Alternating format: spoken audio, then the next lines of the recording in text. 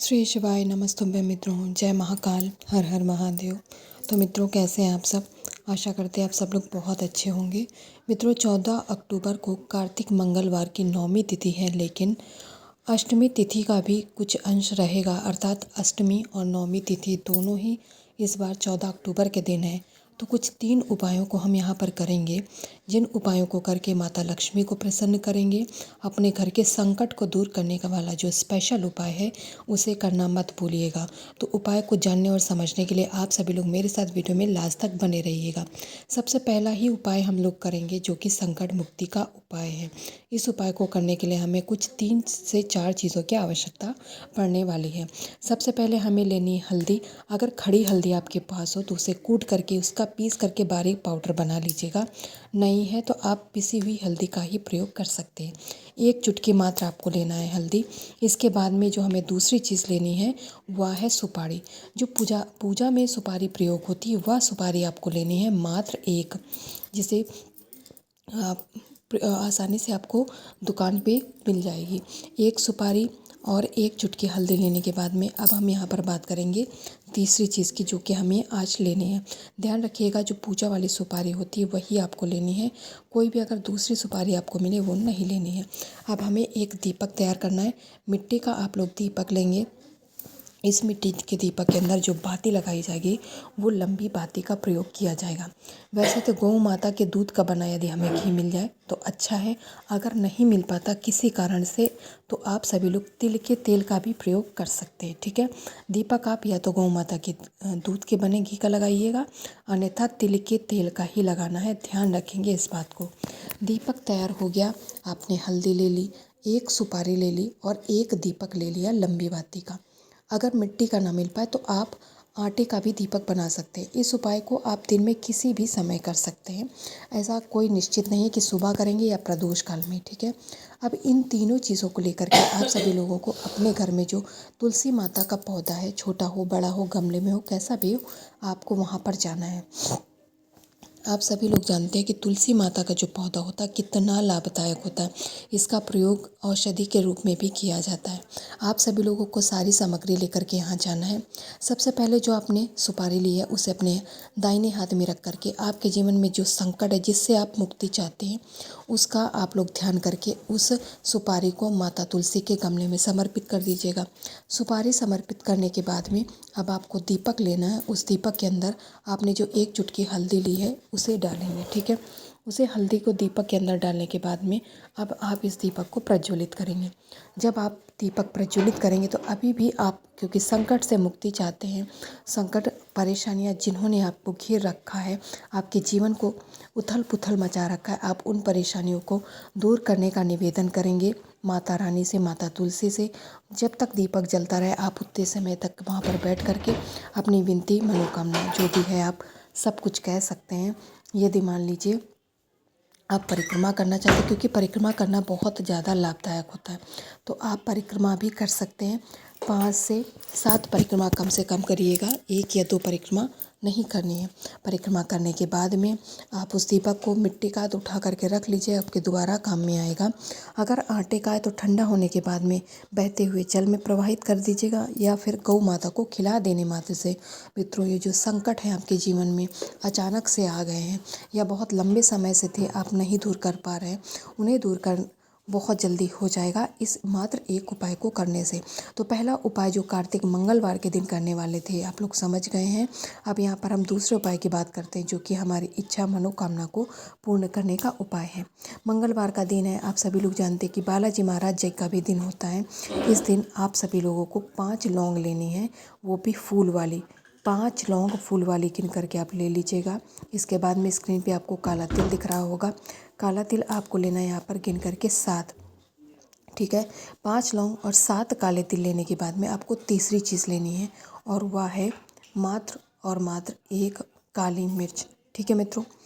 5 लौंग आपको लौंग लेनी है फूल वाली, 7 काले तिल और 1 काली मिर्च। अब इन तीनों चीज़ों को आप अपने पूजन की थाली में अलग से रख लेंगे। किसी को भी किसी में मिक्स करने की कोई ज़रूरत नहीं है, ठीक है। सब कुछ रखने के बाद में अब हमें लेना है तांबे का 1 कलश। उस तांबे के कलश में अपने घर का जल लेना अनिवार्य है। घर से घर जल लेकर के जाएंगे। कहीं रास्ते में कोई अगर उपाय मंदिर में कर रहे हैं तो रास्ते में जल नहीं लेंगे। अगर आप उपाय अपने घर पे ही कर रहे हैं तब भी आपको अपने घर का ही जल प्रयोग में लेना है। इसके बाद में महादेव जी के शिवलिंग के पास पहुंच जाइएगा। उत्तर दिशा में मुड़ करके आपको खड़े हो जाना है। अब करना क्या है, सबसे पहले जो आपने जल लिया है उस जल को महादेव जी के शिवलिंग के ऊपर श्री शिवाय नमस्तुभ्यम या ओम नमः शिवाय कोई भी एक मंत्र को बोल करके समर्पित कर देना है। ठीक है, समर्पित करने के बाद में अब आपके पास में जो तीनों चीज़ें थी, काली मिर्च थी, काले तिल थे और लौंग थी, इन सभी चीज़ों को आपको अपना दाहिना हाथ यानी जिसे राइट हैंड कहते हैं उस हाथ को अपने आगे करना है। तीनों चीज़ों को अपने हथेली में रखना है। हथेली में रखने के बाद में आपको अपनी मुट्ठी बंद कर देनी।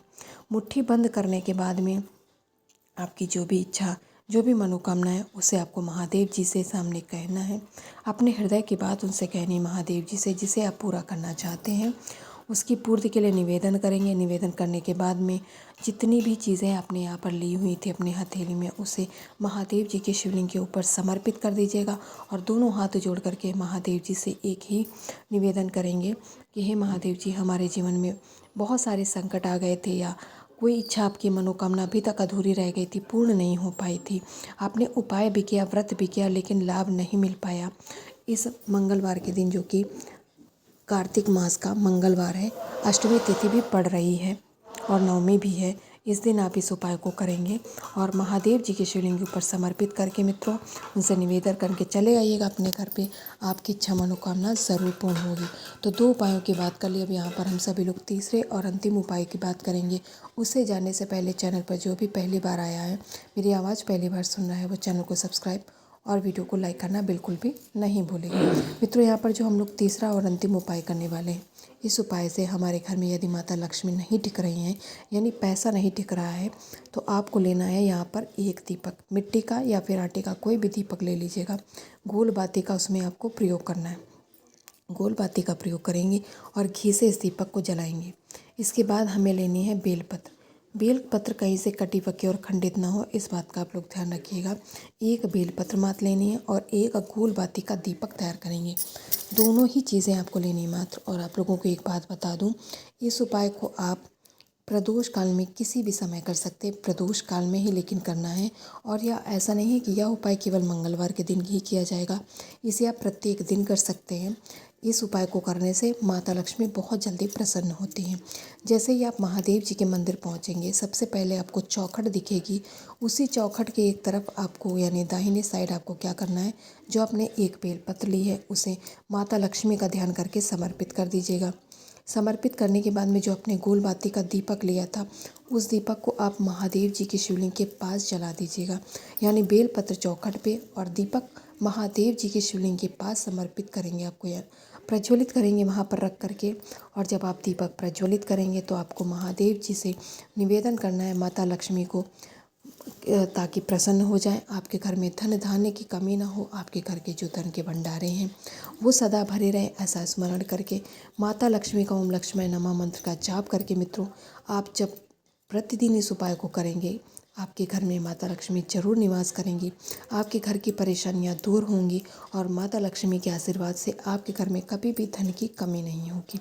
इस उपाय को जैसा कि मैंने पहले ही बताया, आप लोग किसी भी दिन कर सकते हैं, केवल मंगलवार के दिन या फिर नवमी के दिन ही करने की बाध्यता नहीं है केवल इस उपाय की। बाकी जो 2 उपाय बताए गए हैं वो आपको नवमी तिथि यानी मंगलवार के दिन ही करनी है। ठीक है, तो मित्रों मैंने प्रयास किया आप लोगों को तीनों उपायों को समझाने का और मैं आशा करती हूँ आप लोग ये उपाय समझ गए होंगे।